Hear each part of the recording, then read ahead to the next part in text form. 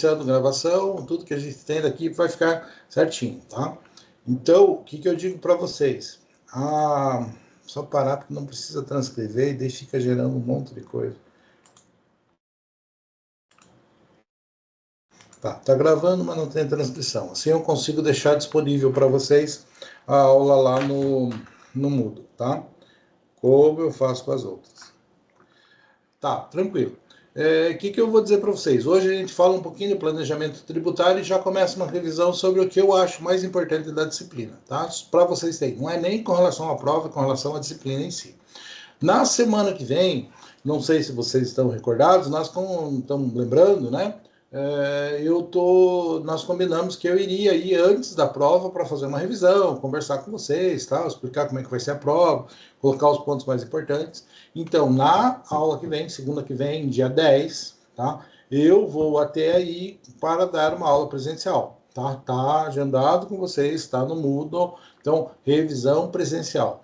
Não vai ter mais trabalho, com esse trabalho que a gente fez aí já chega, já tem umas outras atividades ali, já dá para colocar a nota, para compor a prova bimestral ali de uma forma bem tranquila, só façam realmente isso, e daí na revisão a gente combina bem, faz um apanhado bom para ver como que a prova vai ser efetivamente.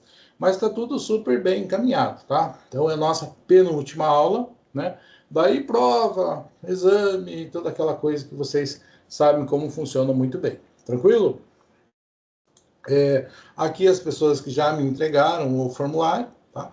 Então, efetivamente é bastante gente, eu tenho 24 alunos na sala, 16 entregaram, então 16 não, né, 15, então falta 9, mas tem prazo para fazer isso, o objetivo é realmente ajudar os senhores e não dificultar nada, ok? Então vamos lá, para a aula de hoje, pessoal, para a aula de hoje, a ideia é falar do quê, né? É trazer um pouco, né, a ideia do planejamento. Por que falar do planejamento? Porque se vocês são da área do direito, nem são da área do direito, se vocês são da área da administração, para vocês é muito importante tudo que a gente vai falar com relação a este tema, que seria o quê? Planejamento. Tá? Principalmente ao falar de planejamento tributário, porque é algo que impacta de uma forma significativa, né? Algo assim que é bem grande, bastante extenso, né? Dentro do custo de operação de qualquer empresa, de qualquer atividade empresarial, de qualquer coisa que você vai fazer, você tem que estar atento às suas obrigações tributárias para não ser surpreendido com isso, porque isso pode efetivamente inviabilizar a operação de qualquer tipo de atividade. Tá? Então você tem que estar ciente com relação a isso. Mas, né, já digo para vocês que é só dizer assim, viu? Tem que se preocupar com isso. Nós não vamos ter uma aula de como fazer o planejamento tributário, né? Então vamos colocar assim, razões do planejamento, né? E limites, né? Então por que eu vou fazer o planejamento? Por que é importante falar isso? E isso aqui é uma aula muito mais voltada, até mesmo no curso de Direito, pro viés administrativo da coisa, né? Por que eu tenho que me planejar com isso? Então é esta questão que a gente tem que colocar. E quais são os limites, né? Fazer um planejamento tributário, você tem que tomar muito cuidado ao fazer isso, para que os tiros não saiam pela culatra, né? Para que você, em vez de tentar planejar e minimizar as coisas, você não acabe aumentando. Essa advertência que a gente vai fazer. Né? E tem um questionamento aqui que eu não me recordo exatamente do qual seria, que diz o seguinte: é possível realizar um planejamento tributário entre as empresas A e B para que A, de plano, possa utilizar-se da coisa julgada que determinou o não pagamento do tributo para a empresa B? Então, ou seja, a pergunta é assim: uma empresa entrou com um processo judicial e ganhou o direito, reconheceu o seu direito de não recolher um tributo. A empresa B pode usar essa decisão? Posso me planejar com esse argumento, desta forma? É isso que a gente deve responder. Efetivamente, é muito mais uma questão de processo civil do que de direito tributário propriamente dito. Mas a gente passa por isso, ok? Então, para falar em planejamento tributário, pessoal, a primeira coisa que a gente tem que lembrar é que existem algumas garantias constitucionais, né? Tanto a pessoa natural quanto a pessoa jurídica, né? Tem, assim, alguns direitos elementares fixados na Constituição. Logo, você vai ter a sua livre iniciativa, é assegurado constitucionalmente que ninguém é obrigado a fazer nada, né? Senão em virtude de lei que eu determine, né? Então, se não tiver uma lei determinando que você faça tal coisa, você não é obrigado a fazer. E na grande maioria das coisas você tem liberdade, você tem livre-arbítrio para fazer da forma com que você quiser, como você entender melhor, né? Que existe dentro também do nosso ordenamento jurídico uma ideia de que a livre concorrência é um bem, é o ideal, porque o preço tende a se nivelar por baixo, né? Tende a beneficiar um maior número de pessoas. Então a gente tem a questão da livre concorrência e nós respeitamos o direito de propriedade. Claro, gente, tudo isso aqui dá para falar sobre vários aspectos, tem argumentos que vão colocar mais favorável ao reconhecimento da propriedade, outros argumentos que vão colocar assim certas limitações ao exercício do direito de propriedade, mas são direitos básicos garantidos dentro da nossa Constituição. Não precisa fazer o apanhado que vem, da onde que veio, que a gente teve um primeiro momento constituições de ordem liberal, de agora, num segundo momento saíram constituições de ordem social e que hoje em dia a gente está tentando equilibrar as duas coisas, não é essa a situação. Para nós é importante lembrar que nós temos liberdade para fazer o que quiser, temos o nosso livre-arbítrio, é assegurado a concorrência e o direito de propriedade. Né? Dentro do exercício dessas coisas, eu tenho liberdade para quê? Para pensar no que eu vou fazer, conhecendo as leis tributárias e planejar como que vai ser a tributação da minha atividade. Ok? Então é absolutamente lícito e o ideal que aconteça que todo empresário seja assim acompanhado, seja orientado por um profissional que consiga ter uma visão prévia boa, né, e bastante grande, abrangente, vamos dizer assim, com relação à sua carga tributária. Então, o bom administrador precisa, para conseguir fazer uma gestão correta da empresa, um planejamento correto, para saber exatamente qual é o seu custeio, ter uma visão muito completa, precisa de todas as suas obrigações tributárias. E isso passa pela ideia do planejamento, ok? Então você tem que ter dentro da sua empresa os seus custos fixados e você tem que ter um domínio com relação a toda a sua obrigação tributária. E, inclusive, quando você tem domínio sobre toda a sua operação e as obrigações tributárias decorrentes dela, começam a surgir ideias, possibilidades de fazer. Mas se eu fizesse de uma forma, ou fizesse de outra, será que vai diminuir a tributação? Será que isso é lícito ou não? Então, esse tipo de pensamento é o que a gente chama de planejamento tributário. É pensar a forma de fazer a mesma coisa de um mecanismo, de um jeito que eu não gere a obrigação tributária da mesma intensidade. Tá? Então, eu falo assim, planejamento é tentar buscar uma forma de sofrer o menor possível impacto da legislação tributária, das obrigações tributárias. Tá? Ah, mas tem como fazer isso? Eventualmente, tem como fazer isso, pessoal. Tá? Sempre buscar a forma mais leve, a forma que seja assim, menos tributada, menos penalizada pela legislação tributária para realizar as coisas. No entanto, sempre ter cuidado para não fazer nada que seja ilícito, nada que seja ilegal. Tá? Pegar aqui um exemplo.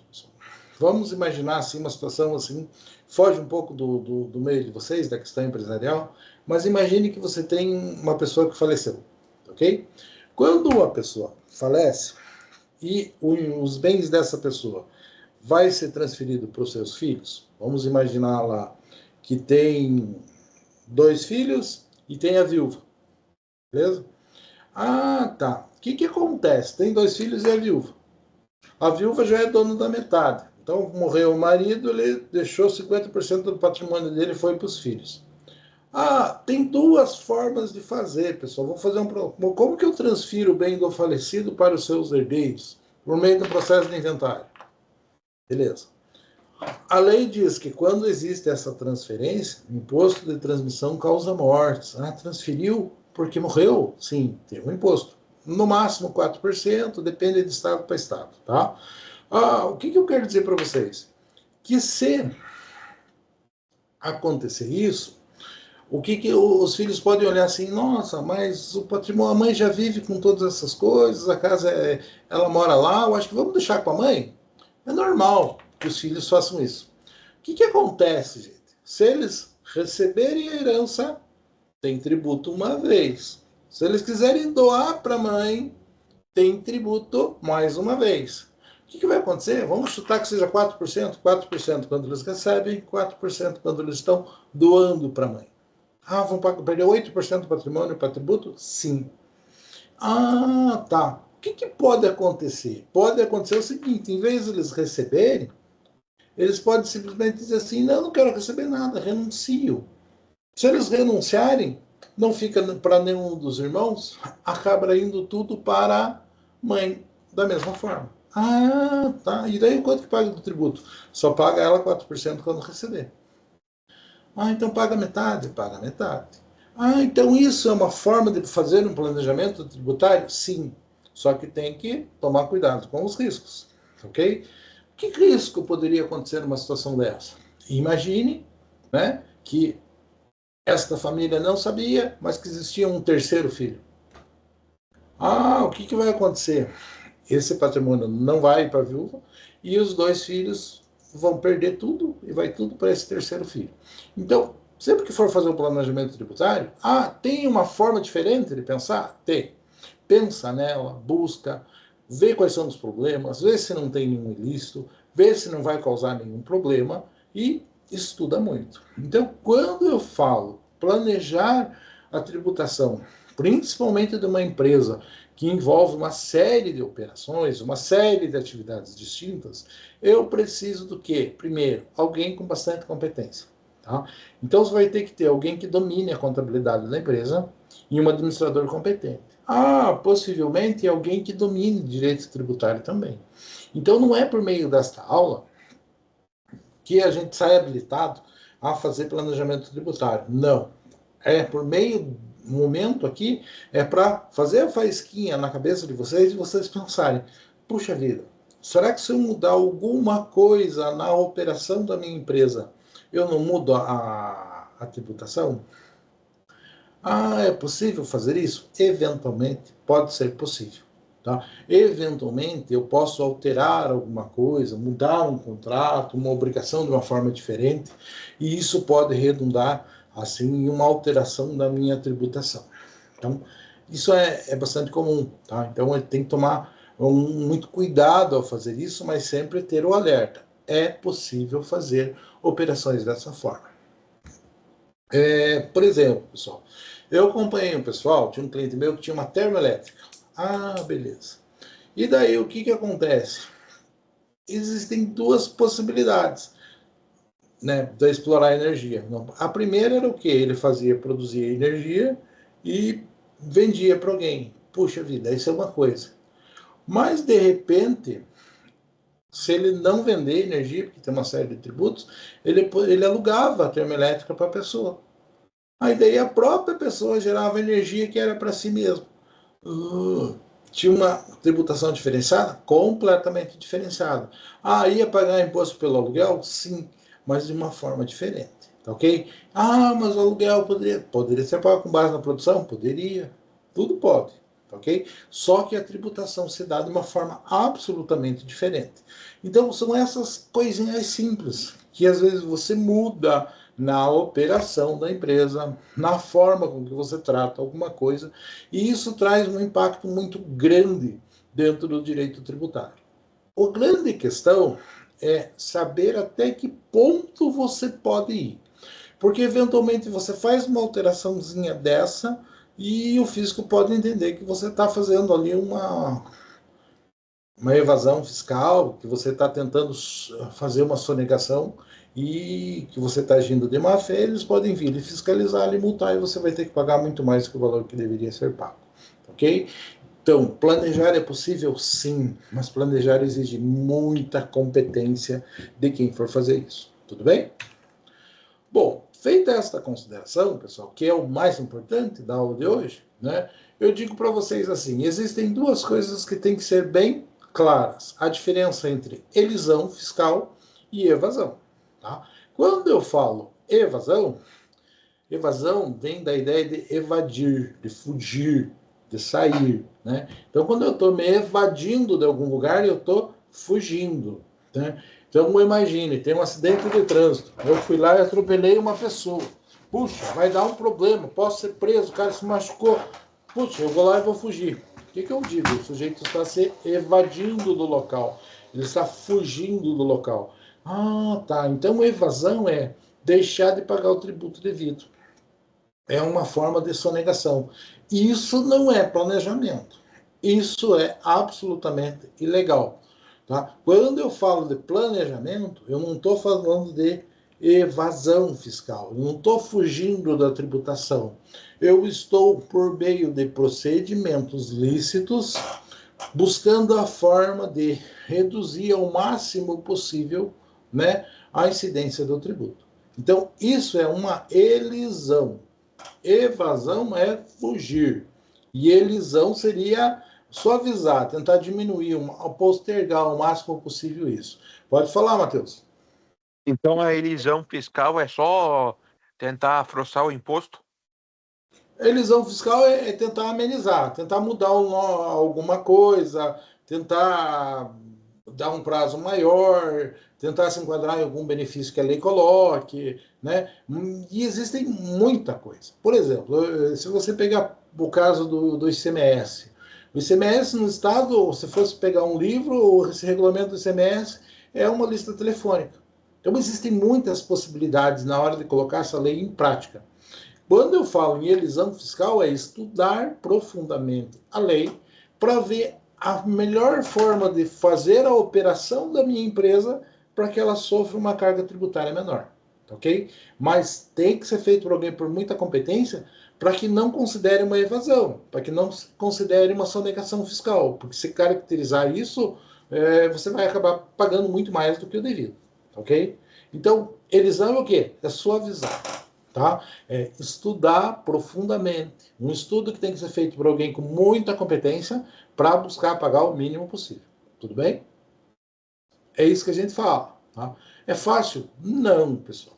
Ah, já fiz? Gente, já acompanhei clientes meus nesta situação, mas precisa de uma contabilidade apurada, de alguém que trabalhe. Né? Normalmente, quando eu trabalhei em questões relacionadas a isso, vem alguém especializado no assunto, faz uma apresentação, coloca lá, e eu sempre me coloquei como, pessoal? Eu, ao lado do meu cliente, vendo aquela situação, o sujeito fez a apresentação e eu vou dar o meu palpite. Só que o meu palpite incumbe não só conversar com o cliente, incumbe voltar para o meu escritório, fazer uma pesquisa, ver como é que está a decisão dos tribunais, ver se aquilo deu problema em algum lugar, como é que está indo aquela coisa, para daí eu voltar para o meu cliente e dar um palpite se eu acho que aquilo tem validade ou não, ok? Mas eu mesmo nunca fiz uma proposta de planejamento porque eu não me acho competente para isso.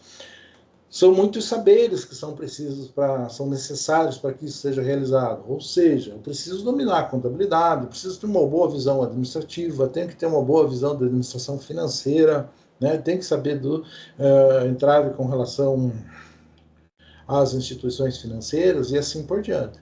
Então é muita coisa para a gente dizer que faz de uma forma ou outra, assim, muito simples, tá? Então é uma coisa bem complexa. Mas é muito interessante, pessoal, tá? Bom, falando aqui, então, eu tenho que cuidar para não fazer uma evasão, para não caracterizar uma sonegação, e elidir, afastar os tributos da forma mais lícita possível, da forma mais eficiente possível. Exemplo de vícios, coisas que podem dar errado, pessoal. Um empréstimo. Tem gente que empresta um negócio para disfarçar que está doando alguma coisa. Porque emprestar é uma coisa. Agora, doar tem imposto ITCMD. O que é o imposto de ITCMD? Imposto sobre transmissão causa mortes, que é o inventário, quando morreu, do pai para o filho, quando passa o bem, e o de doação. Então, se eu doar alguma coisa para alguém, eu vou ter que pagar o imposto de transmissão, que é o mesmo da herança, que vai para o Estado e assim por diante. Tá? Então, se eu fizer uma doação, eu tenho que pagar esse imposto. Agora, se eu fizer um empréstimo, teoricamente não. Mas e se eu faço um empréstimo e o cara não me devolve? Ah, daí eu emprestei, não paguei o tributo, fica por isso mesmo. Se ficar caracterizado que foi uma malandragem minha, é um vício que vai poder efetivamente eu ser penalizado, tá ok? Então, isso é elisão? Não, isso é evasão. Né? Realizar um empréstimo para camuflar um pagamento, né? Efetuar o depósito para ocultar um empréstimo da mesma forma, né? Então, simular uma venda para dissimular uma doação. Então, várias coisas eu posso fazer, firmar um comodato para ocultar uma doação. Comodato é contrato de empréstimo, né, pessoal? Então, assim, são várias coisas que eu posso fazer para dar ideia, para esconder a minha real intenção. Então, muito cuidado com esse esconder a real intenção, né? Dentro do direito civil, pessoal, só observando aqui que é a única palavra... Agora eu mandei mensagem, falei assim, gente, que hora que o ônibus vai vir? Daí, eles não sabiam responder. Daí mandei mensagem, liguei pro motorista. O motorista falou que não tinham passado meu nome para eles. Daí mandei o áudio pra Mary e pro Antônio, né? Sai lá. Agora liguei pro motorista, o motorista falou tá que a aberto o microfone, microfone, passando. Eu tô descendo agora no ponto. Tomara que não tenha passado ainda, senão eu vou ter que ir de carro daí. Viu? Acho que passou o ônibus. Eu coloquei no mudo, mas não sei se eu estou atrapalhando vocês, gente. Não, né? Passa lá no grupo lá. Gente, voltando aqui então.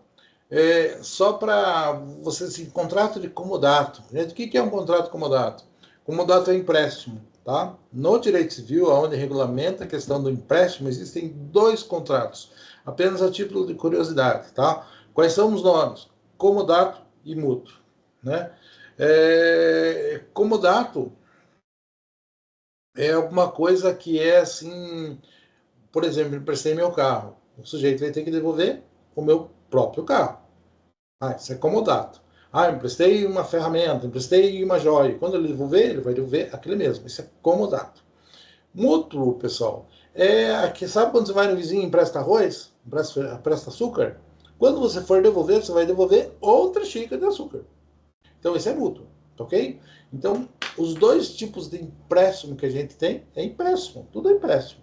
Mas comodato é quando é uma coisa que tem que ser aquela coisa, e mútuo, quando é qualquer coisa. Emprestei 100 reais para uma pessoa. Quando ela for me devolver, ela vai dar 100 reais, mas não sei se vai dar em moeda, em dinheiro, vai fazer um Pix, não interessa como. Não tem a coisa em si, tem o valor, tem a quantidade. Tá? Então, são os 2 contratos de empréstimo que a gente tem. Então, se vocês lerem em algum momento contrato de comodato ou contrato de mútuo, entendam que é a mesma coisa que empréstimo. Tudo bem?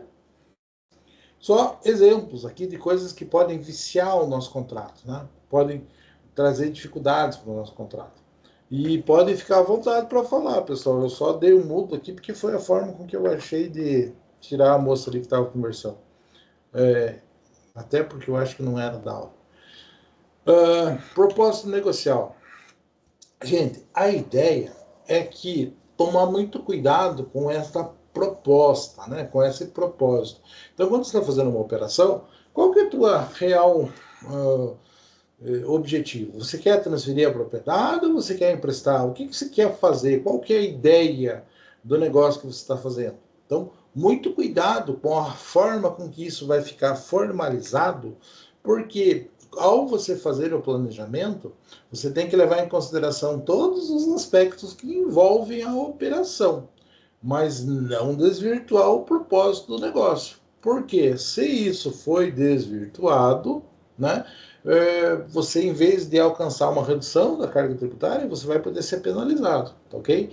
Então, cuidado com o que for fazer.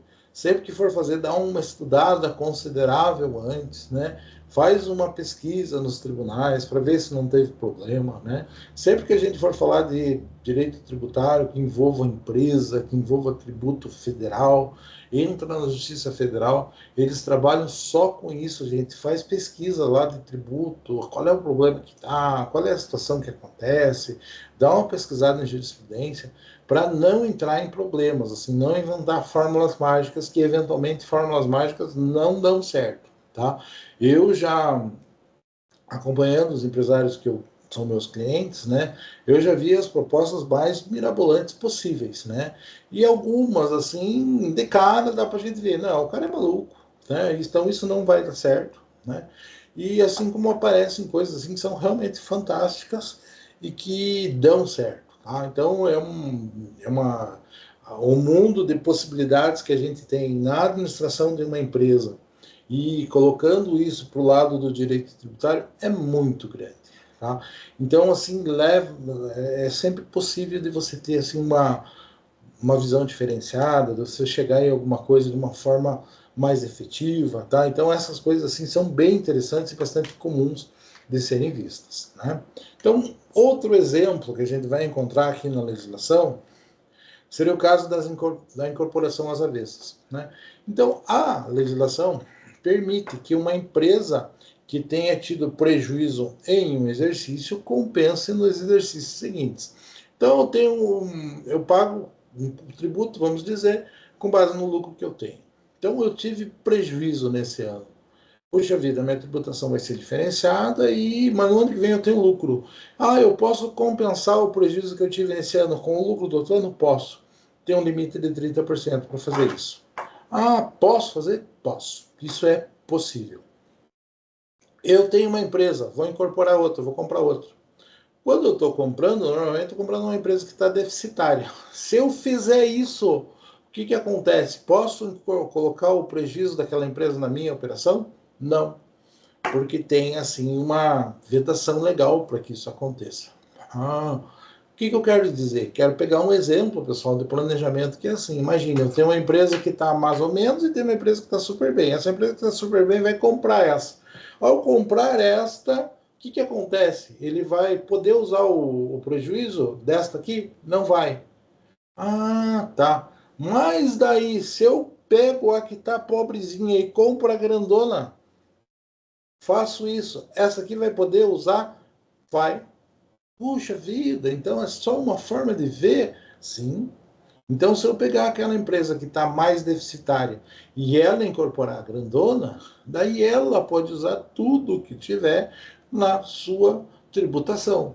Ao passo que se eu só for incorporar, eu não posso usar os prejuízos daquela outra. Agora, se o prejuízo já é dessa, quando ela compra outra que está bem, não faz diferença. É assim que funciona? Sim.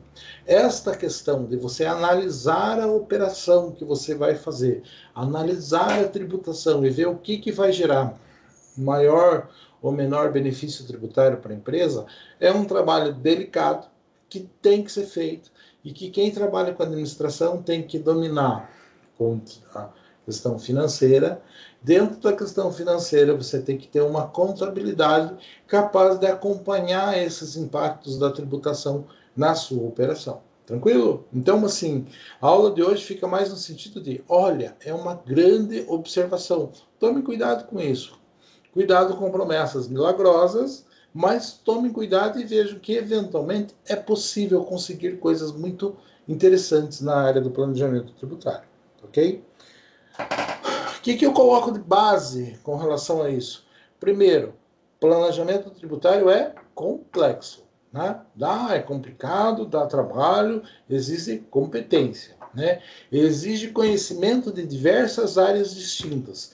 Então, tem que ser um bom administrador, tem que ser uma pessoa que domine a questão de administração financeira, tem que ter alguém que domine a contabilidade da empresa e o direito tributário para conseguir fazer isso, para conseguir avaliar os benefícios que vocês vão ter e os eventuais riscos que a operação pode trazer, né? Então, é complexo, exige várias áreas de conhecimentos distintos e necessita de precaução. Para quê? Para que eu não incorra em nenhuma ilegalidade tributária.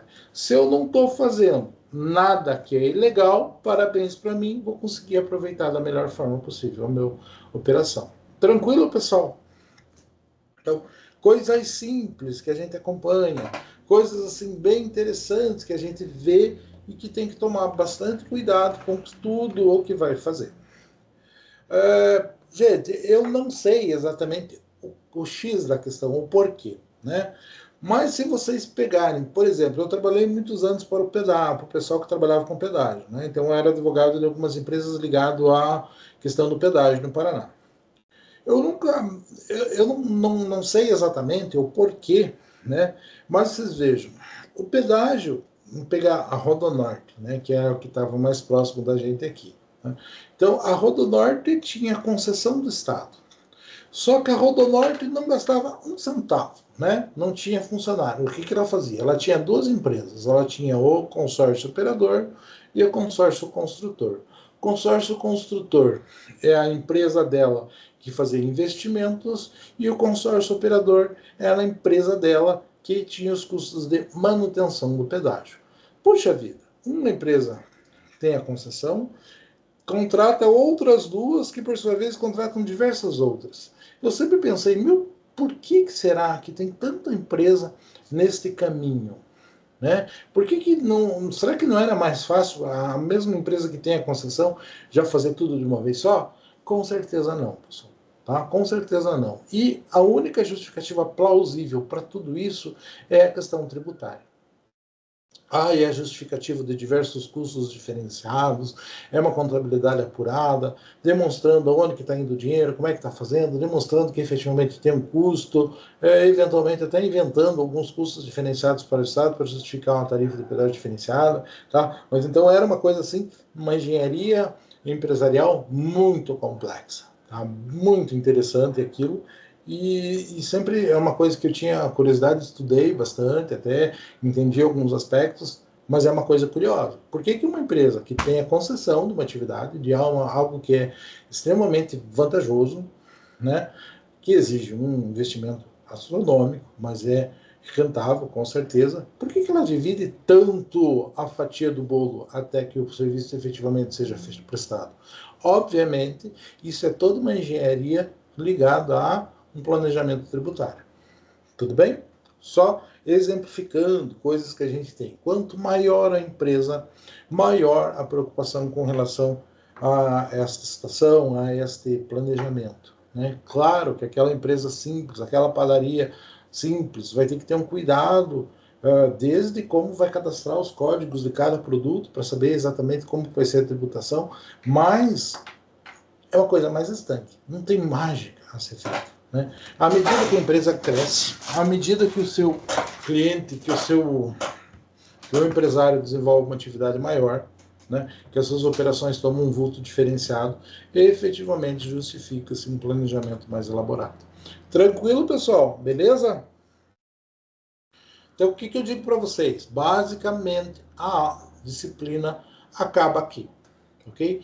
A visão era o quê? Era falar até planejamento tributário algumas coisas, né? Eu não sei exatamente como que é o direito de vocês, se vocês têm mais direito tributário na sequência, né? Mas o nosso escopo vinha até aqui e eu acredito que vai ter um pouco mais de direito tributário, onde a gente vai passar a falar mais de tributos em espécie, assim, especificamente diversos tributos que a gente tem, né? Mas eu não sei exatamente como é que é o planejamento.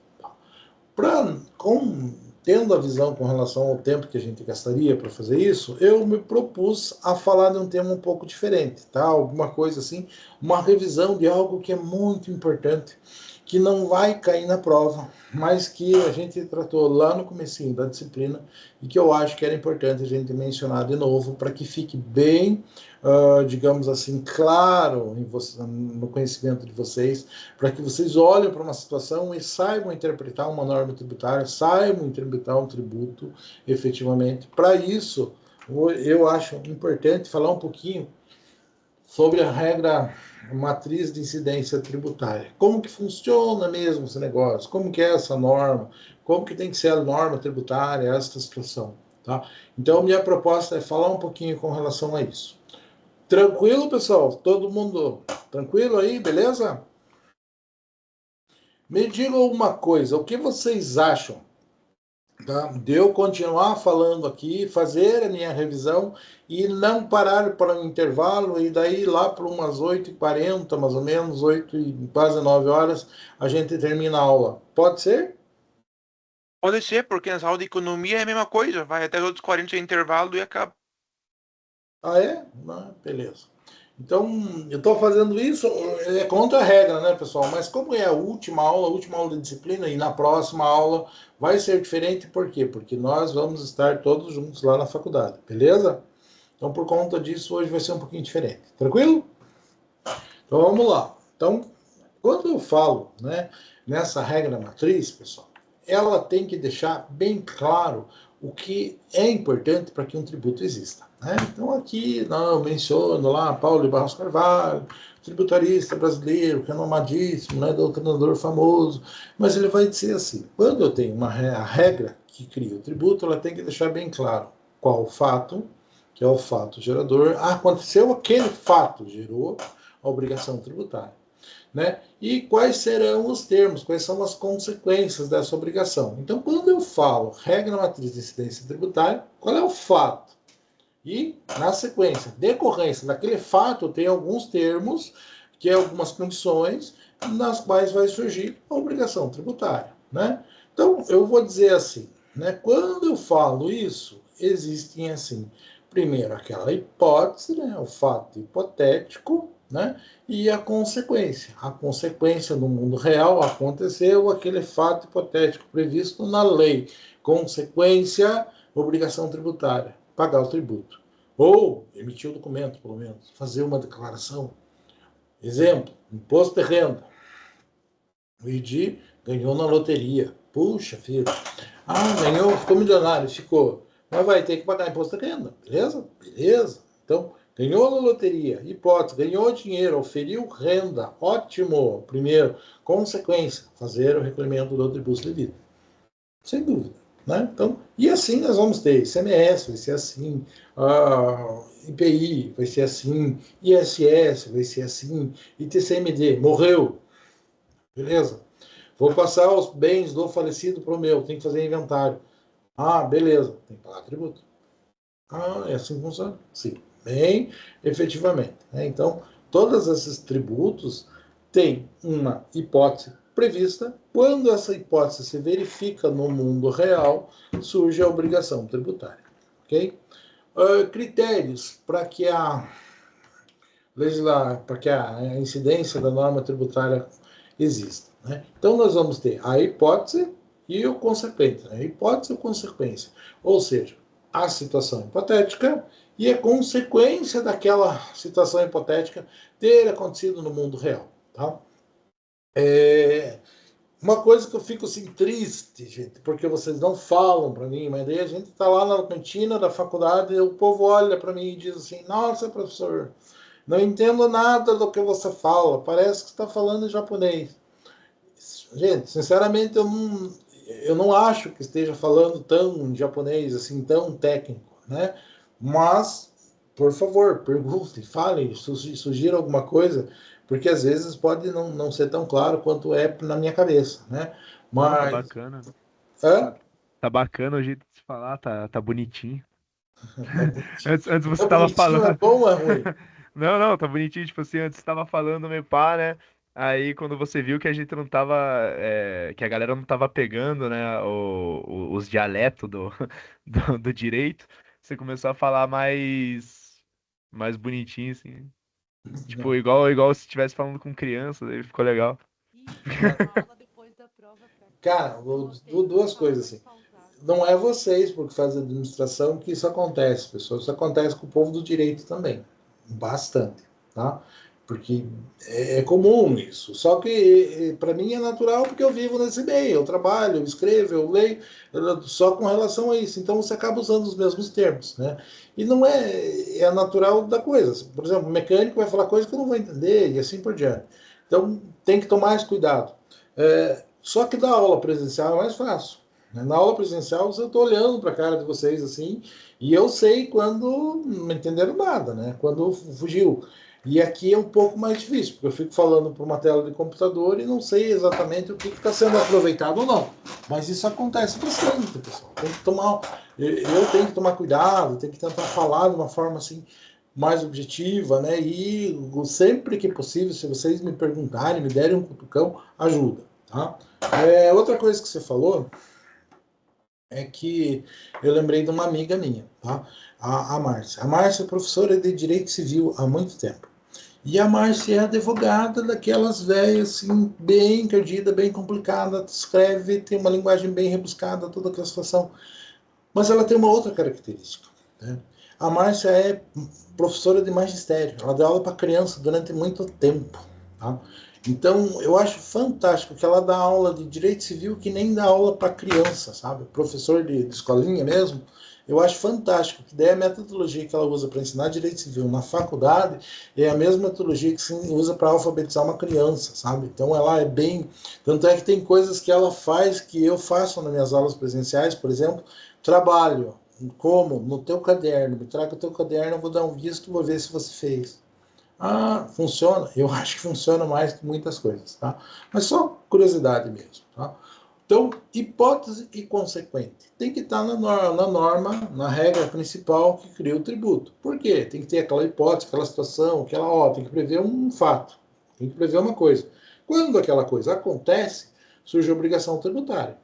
Então, é muito comum, né, mencionar que o direito tributário é igual no direito ao direito penal, né? Então, o direito tributário e o direito penal são muito parecidos porque eles funcionam do mesmo jeito. Só que enquanto aqui no direito tributário a gente cria tributo, no direito penal cria crime. Tá? Então, aqui para nós é assim: oferiu renda, recebeu dinheiro, né? Tem a obrigação de pagar o tributo. Então, ganhou na loteria, ganhou dinheiro, ganhou.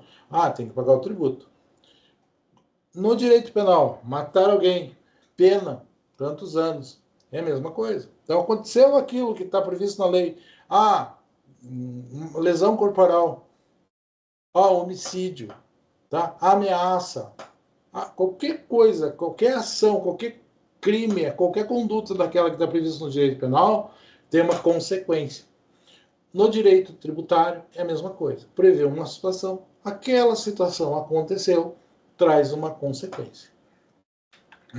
Então, vamos mencionar aqui quais são as consequências, os critérios da hipótese, né? Então, material é o verbo, né?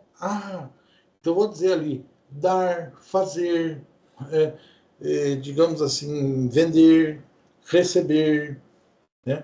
Então, quando você tem aquela conduta, né, prevista, é o critério material. Então, imposto de renda, né? Obter rendimento, ganhar dinheiro. Né? Circulação de mercadorias, vender alguma coisa para circular, não como destinatário final. Né? Imposto de transmissão causa-morte, recebeu uma herança, o jeito morreu, recebeu o patrimônio. Vou doar alguma coisa, mesma coisa, e assim por diante. IPTU, ser dono de um imóvel. Puxa vida, tem que pagar imposto, tem que pagar imposto. IPVA, ser dono de um veículo, tem que pagar o imposto, tem que pagar. Então, é o verbo dono, é a propriedade, com alguma complementação. Critério material. Critério espacial. O IPTU da minha casa em Ponta Grossa vai ser pago em Ponta Grossa, município de Ponta Grossa. Então, aonde aconteceu esta hipótese, né? Esta situação prevista? E em que momento? Né? Quando a gente está falando do IPTU, pessoal, é até estranho. Mas como o IPTU ele acontece, a obrigação de pagar ele todo ano, a lei diz assim, que quem é dono no dia 1º de janeiro tem a obrigação de pagar o tributo. É assim, é assim. Então, no dia 1º de janeiro vai se verificar aquela situação. Claro, mas eu não fui dono durante o ano todo, tal, dá para fazer uma divisão? Dá. Mas a obrigação é quem está com o nome, o terreno está no nome, no dia 1º de janeiro. Então, critério temporal. A gente vai ter várias situações relacionadas a isso. Né? Aí não vou entrar no mérito, né, pessoal? Peculiaridades que a gente já viu lá no começo, né? Por exemplo, 116, desde o momento em que se verifique as circunstâncias necessárias, né? Desde o momento em que seja definitivamente constituída, né? Então, aquelas coisas assim que, desde que aquela hipótese que a gente mencionou, efetivamente tenha se verificado, okay? Tenha acontecido, né? Pode ser um fato instantâneo. ITBI, Imposto de Transmissão de Bens Imóveis, né? Então comprei uma casa, transferiu a propriedade. Como é que transfere a propriedade do imóvel? por meio do registro, lá no cartório de registro de imóveis. Fez isso, tem que pagar IPTBI, né? Periódico, ou pode ser assim, por exemplo, imposto de renda. Todo ano tem que fazer declaração, tem que fazer o recolhimento, com base nos rendimentos que eu tive naquele ano, né? Então, no ano de 2010, eu vou declarar o que aconteceu no ano de 2009 e vou pagar o tributo com relação ao ano de 2009. Claro, tem formas diferenciadas de fazer, mas essa é a regra geral, tá ok? E continuado, né? Tem alguns que sempre vão acontecer. O imposto de renda não é continuado? Não, porque eu pago o imposto de renda no ano atual de 2025, o que eu ganhei no ano de 2024. E assim sucessivamente. Agora, o IPTU é continuado por quê? Porque chegou no dia 1º de janeiro, eu pago o IPTU do ano. Beleza. O ano que vem, eu vou pagar de novo o mesmo IPTU sobre a mesma propriedade. O imposto de renda? Não, vai ser sobre o que eu ganhei no ano anterior, diferente. Sempre eu vou estar ganhando coisas diferentes. Então, tem aquele que é periódico e tem aquele que é continuado. Mas coisas não tão relevantes, tá? Critérios do consequente, critérios da consequência do tributo. O que eu posso levar em consideração? Né? Critério pessoal, vou dizer quem que paga para quem o tributo. Né? Então, quem é o sujeito ativo? Né? É aquela pessoa que vai ser ou a União, ou o Estado, ou o município, que tem o direito de cobrar isso. Sujeito passivo, aquele que é obrigado a fazer o recolhimento do tributo, que ele é obrigado a pagar o tributo. Né? Então, por um critério do consequente, eu tenho que definir estas situações, deixando claro que existem dois sujeitos no passivo, né? O contribuinte e o responsável. Contribuinte é aquele sujeito em quem o fisco efetivamente põe a mão no bolso, né? E responsável é o cara que faz o recolhimento, que preenche a guia e recolhe. Então, exemplo, imposto ICMS. Eu pago ICMS? Pago, mas pago como? Quando eu vou lá no mercado e compro 1 quilo de açúcar. Paguei 10 anos no quilo de açúcar, R$1,70, mais ou menos 17%, 12%, vai ser de ICMS. Eu pago isso como? Pago 10 anos para o mercado faz a contabilidade, faz o recolhimento do ICMS lá. Tá. Vai repassar o valor? Vai repassar o valor. Ok? Mas saiu do bolso de quem? Do bolso do EDI.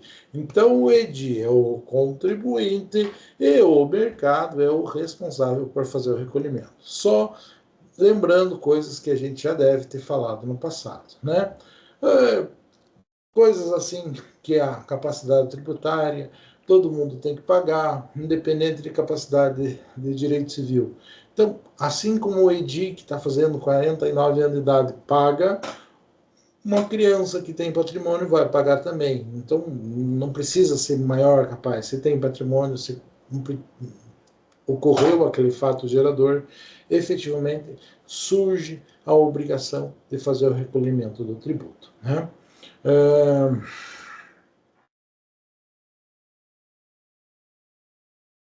Mesmo que não esteja na plenitude dos seus direitos, né? Mesmo que a pessoa jurídica não esteja regularmente constituída, não, sempre vai existir a capacidade tributária, sempre o sujeito passivo, sempre o contribuinte vai ter que pagar. Então, eu tenho uma empresa, está vendendo um monte de coisa, a empresa está irregular, não está regularmente constituída. Quando eu for fiscalizado, eu não preciso pagar tributo? Não, eu vou ter que pagar o tributo, eu vou ter que ser multado, vou pagar muito mais do que se eu pagasse se estivesse regularmente constituído. Tá? Então, limitações, coisas simples que a gente fala. Mas o que eu quero deixar bem claro? As ideias do regra matriz de incidência tributária. Não existe tributo sem lei anterior que o defina. Para que ela o defina, ela tem que prever a hipótese, o fato, aquela historinha, aquela situação concreta que se acontecer, surge a obrigação tributária, em consequência. Né? Critérios desta consequência, pessoal, do consequente. Eu vou ter que ter na lei alguma coisa que diga quanto eu vou ter que pagar, qual é o valor do tributo, ou seja, o que eu vou usar de base de cálculo, né? Pode ser proporcional, pode ser o valor real, pode ser o valor venal. Então, eu posso ser criativo, e às vezes a legislação é criativa para calcular isso. Tem que colocar a alíquota, que fração desta base de cálculo, como que vai ser essa alíquota, como que eu vou efetivamente fazer a situação, e daí eu tenho várias formas diferentes de mencionar isso, tá? Então, não vou entrar profundamente no mérito com relação a isso, mas é lógico, como consequência da verificação do fato gerador, surge a obrigação tributária, que vai ter que ter algum aspecto quantitativo, algum aspecto que possibilite calcular o valor, ou seja, base de cálculo e a alíquota daquilo, né? Então, aqui tem um esquema simples, pessoal, né, de como seria essa regra na matriz de incidência tributária. Então, como hipótese, pessoal, eu tenho critério material, tipo, qual é o verbinho? O que tem que acontecer? Ganhar, receber, vender, doar, né? Ser proprietário. Então, pode ser. Aonde? Né? O outro elementozinho que a gente coloca. Em que lugar? Para mim saber quem vai receber. Que tempo? Qual é o prazo que eu tenho para fazer o pagamento? Então, isso são coisas que têm que estar colocadas lá na hipótese da regra matriz de incidência tributária. Tá? Em consequência da verificação desta hipótese, eu vou ter critério pessoal, dizer quem pode cobrar, de quem tem que pagar, para quem. Ativo quem cobra, passivo quem paga. Tá? Quantitativo, base de cálculo, sobre o que eu calculo o tributo, com que alíquota, com base em que elementos. Tá? Que elemento, com qual percentual, qual a forma de fazer a conta. Então, é disso que a gente menciona, esta situação que a gente coloca. Tá? Feito esta observação, obviamente, surge a obrigação tributária. Nós falamos muito com relação à obrigação tributária. Então, a obrigação tributária é aquilo que surge em função da verificação de um fato gerador. Então, vendeu. Tem que pagar o tributo? Tem que pagar o tributo. Então, surgiu a obrigação tributária. Então, a gente tem isso. Vai ter a obrigação tributária, que nasce junto com o fato gerador, né? E que é sempre pagar o tributo. Então, o principal do direito tributário é fazer o pagamento do tributo. Isso é a obrigação principal, né? Então, caráter pecuniário. O que é pecúnia, pessoal? Qual é o sinônimo? Pecúnia é moeda, é dinheiro, pessoal. Né? Então, quando coloca caráter pecuniário, então, quer dizer, dinheiro. Qual que é a ideia da obrigação tributária principal? Receber dinheiro, tá? Receber dinheiro para os cofres públicos, para ele conseguir fazer tudo aquilo que ele está previsto no seu orçamento. Então, caráter pecuniário, quer dizer, caráter da obrigação tributária principal. A ideia principal, a função da obrigação tributária principal é que recolher dinheiro para os cofres públicos. Tá? E o principal do tributo é sempre recolher dinheiro. A acessória, pessoal, é aquela coisa que não é pecuniária, né? Associa o termo pecúnia à moeda, tá? A dinheiro, que fica fácil de entender. Então, a obrigação tributária acessória, ela é uma obrigação que não tem por objetivo dinheiro, tá? O objetivo dela é o quê? Fazer alguma outra coisa. Então, eu tenho a obrigação de fazer a declaração, de enviar os arquivos, de emitir nota fiscal, de fazer uma série de coisas com relação ao fisco. A empresa regularmente inscrita tem que manter livros fiscais, fazer declaração, ter uma contabilidade organizada, ter um contador responsável. Então, você tem inúmeras obrigações tributárias que são o quê? Acessórias, né? Que não é pagar o tributo, que não é pecuniário, que não é em dinheiro, mas tem que se fazer, tudo bem?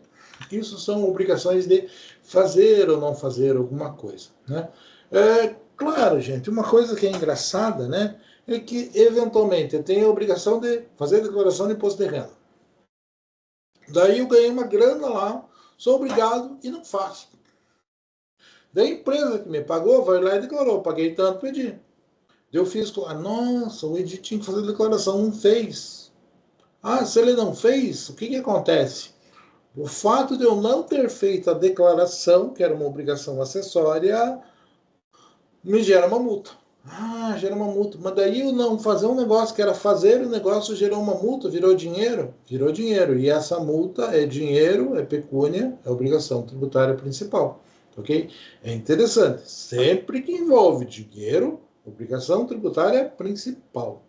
Todas as outras coisas, condutas, informações que têm que ser prestadas, obrigações tributárias acessórias. Tá? Então, e qual que é o objetivo do direito tributário? Recolher dinheiro, recolher fundos para que o Estado, o município, a União consiga organizar o seu orçamento, cumprir com o seu orçamento. Então, é recolher fundos realmente para que a gente consiga manter essa situação.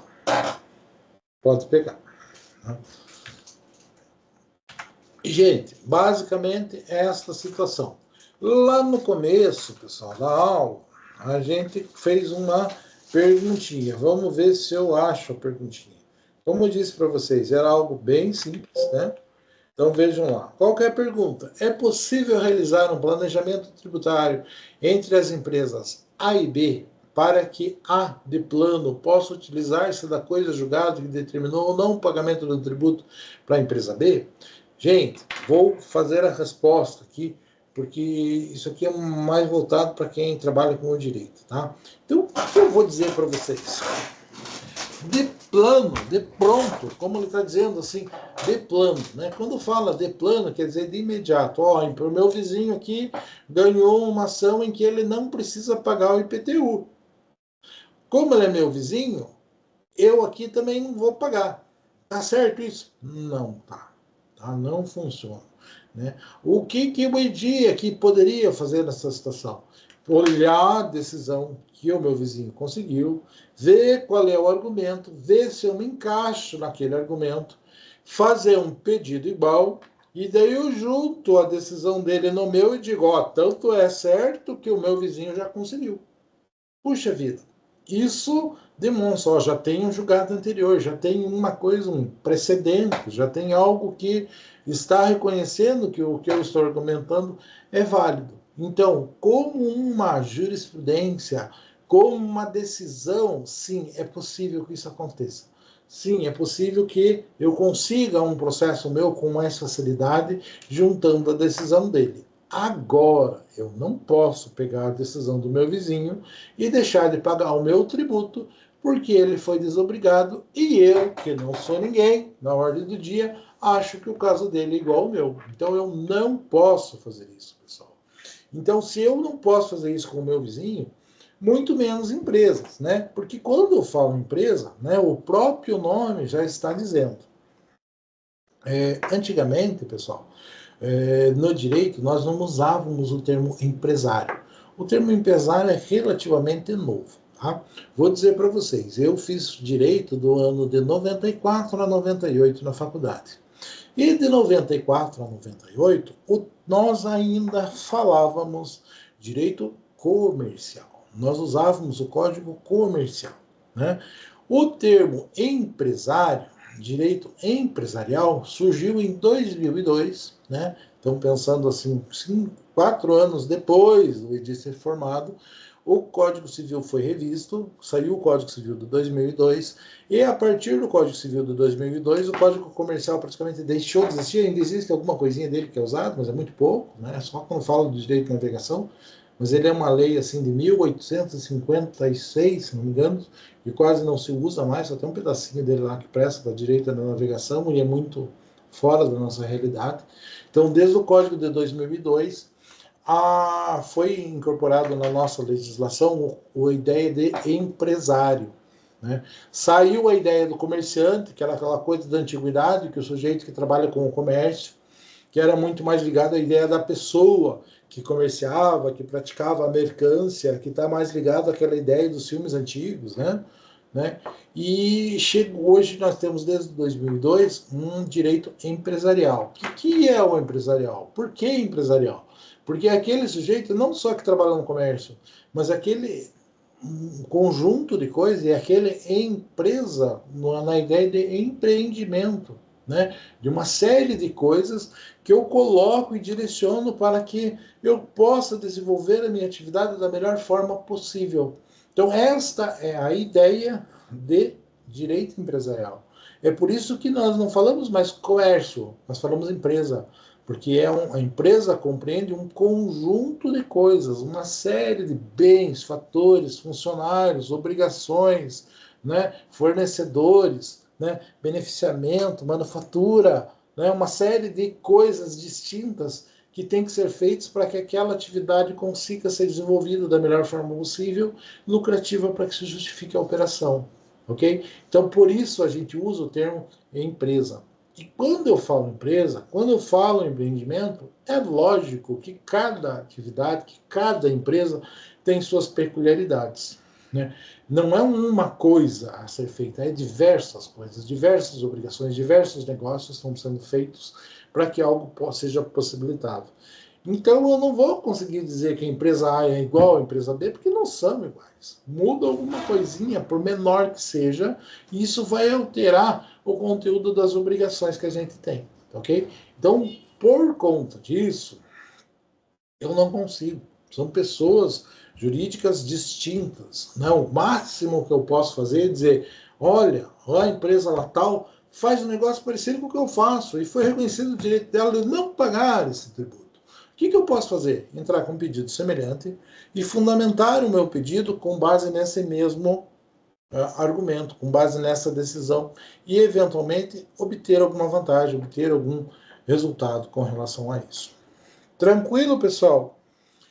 Entenderam? Deu certo, pessoal? Deu para aproveitar a aula hoje? Conversem comigo um pouquinho Sim, agora. professor.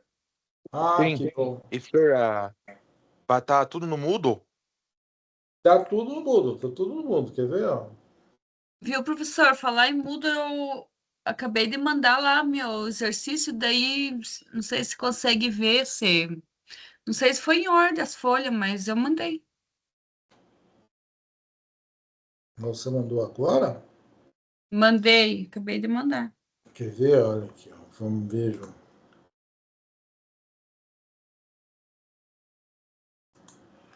Vou até fechar.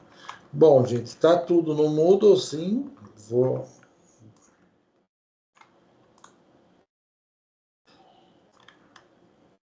Ó, tá tudo colocado aqui, ó. Posterguei a data da apresentação, tal, da entrega desse trabalho, porque vale mais nota, uma série de coisas.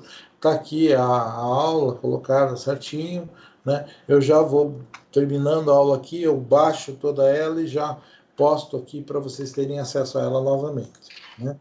Aqui eu tenho 15 respostas, vamos ver quais são as 15 respostas.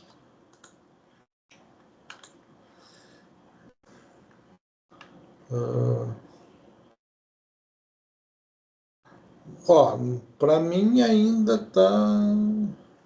Ó, o último que apresentou para mim que está aparecendo aqui é o Matheus.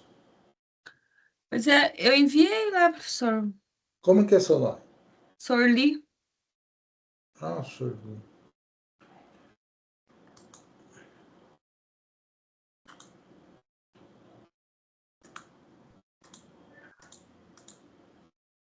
Não sei se enviei certo também, mas acho que sim. Ah, o último que aparece para mim é o Matheus. Ó, Credo. tá, mas qualquer dificuldade que vocês tenham, pode mandar pelo WhatsApp que daí eu aceito e corrijo aqui, tá? Mas não é para ter dificuldade, tanto é que eu tenho 15 Pois respostas. é, mas eu enviei, tinha que estar aparecendo aqui. Tinha que estar. Tinha que estar. Ó, e não tá fora de ordem, tá na ordem Deixa eu ver certinha. aqui. E o teu nome não tá. Ó, não sei. Mas não se preocupe também, isso aí a gente resolve, tá ok? Uhum. Tranquilo, pessoal? Então, da minha parte, basicamente, é isso. Vamos fazer uma conversa bem boa na semana que vem aí, todo mundo, tal. Vamos combinar como é que vai ser a prova, esclarecer, fazer uma revisão com relação a tudo que foi tratado para ficar bem claro. Tranquilo, pessoal? Tranquilo, professor. Que Tranquilo? precisarem, contem comigo, falem comigo quando quiserem, tá? Eu não sei se eu vou ter mais disciplina no curso de vocês. Se fosse direito, eu sei que eu tenho um monte de coisa. Mas enquanto administração, não sei. Talvez surja alguma coisa e espero que tenha a segunda parte de direito tributário e tal, mas não sei quando que vai ter também. Ok, pessoal? Qualquer coisa, estou à disposição. Semana que vem, estou aí fazendo a revisão e na outra semana estou aí fazendo a prova e dando risada de vocês. Beleza, gente? Viu, professor? Eu queria compartilhar minha tela ali para você ver. Ah, tem como? Eu não sei. Acho que tem. Já Deixa eu fez entrar aqui. chamada, professor? Eu entrei uns minutinhos atrasado. Ah, gente, eu acho que vocês estão quietos aí porque eu não fiz chamada, né? Nossa. Professor, tá conseguindo ver aqui?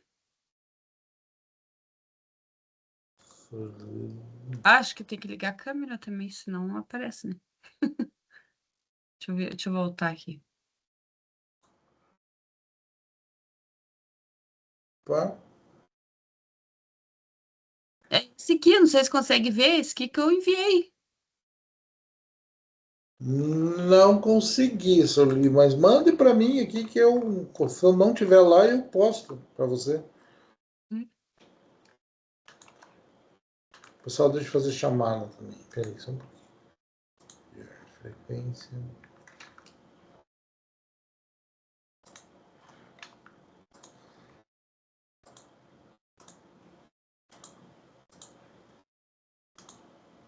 Hoje é dia 30. Pessoal, me ajude. Alexandre, Presente. Alisson, presente. Presente. Almir,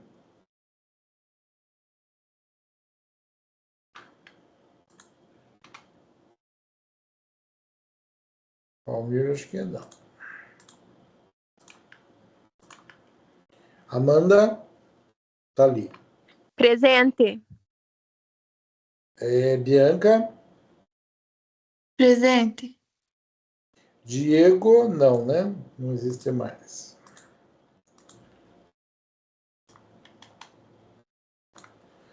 Eduardo Correia, Presente.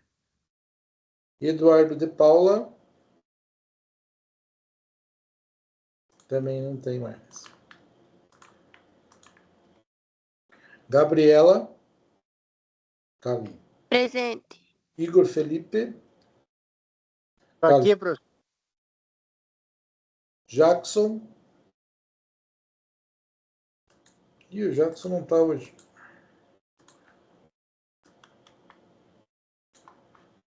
João Hélio. Presente. João Vitor. Presente. José Carlos. Presente. Leonardo. Tá ali. Lúcia. Tá ali. Presente. Matheus Eduardo. Eu acho que estamos dois ali. Matheus Perec tá ali também. Presente. Sapta. Tá ali. Presente. Sorli tá aqui. Ô, professor. E Vilziane também tá aqui. Tá? Tá. Sim. E a Wilslane tá ali também. Tô tentando mandar o trabalho, não vai.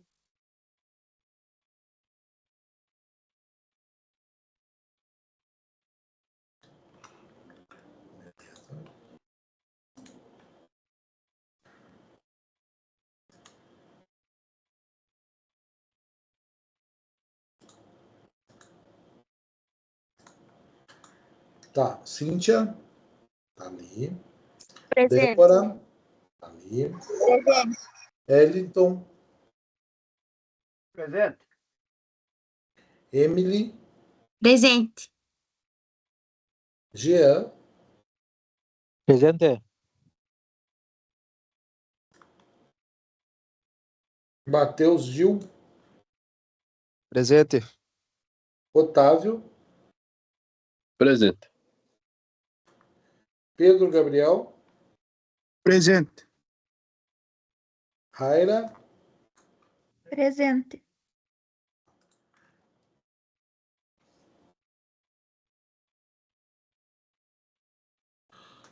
tranquilo. Obrigado, pessoal. Deixa eu ver o que aparece. Ah, agora eu estou conseguindo ver aqui, Sorli. Você viu, professor? Tô vendo. Mas você clicou em enviar?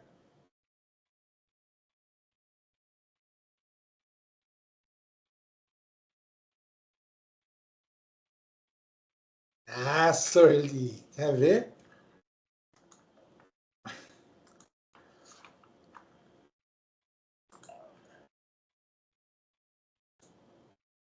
Ó, magicamente agora eu tenho 16 respostas. Quer ver? Deu certo, professor? O meu? Deu certo. Era só Viu? apertar no enviar. Ah, eita. Mas Ô, me diga uma coisa, as ordens das folhas ali não Não, faz não. mal? Quanto a isso, não se preocupe. Ó, tá Ah, aqui, então. ó. Sorli Fátima Neves, aqui, eu recebi o teu. Esse Tranquilo? trabalho é até dia 10, né? Até a semana que vem, beleza? Certo. Porque eu tenho que ter tempo de lançar as notas certinho para vocês antes da prova, tá? Tentando aqui, tá dando servidor rejeitado e eu tentei em 500 formatos, não sei mais o que fazer.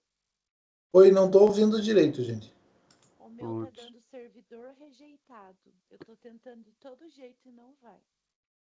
Ó, não é para ter dificuldade, mas qualquer coisa me manda pelo WhatsApp que daí eu posto lá para mim ter o controle, tá? Obrigada. Senhor, questão da chamada, eu vi que você estava fazendo ali, eu saí rapidinho na hora. Eu tomei presença ou falta?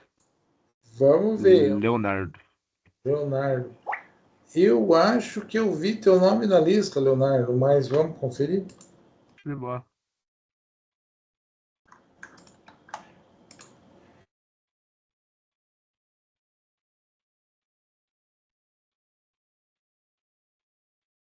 Leonardo Virgílio? Isso aí, Virgiliano. Presente. Obrigado. Beleza. Não, tá presente, sim. Tranquilo. Valeu. Certo, pessoal? Certo, professor. Estamos liberados? Valeu. Então, estão liberados. Estão liberados. Boa. Até semana que vem a gente se Boa encontra aí. Obrigado, noite, senhor. então. Boa noite. Até. Semana que vem. Boa noite.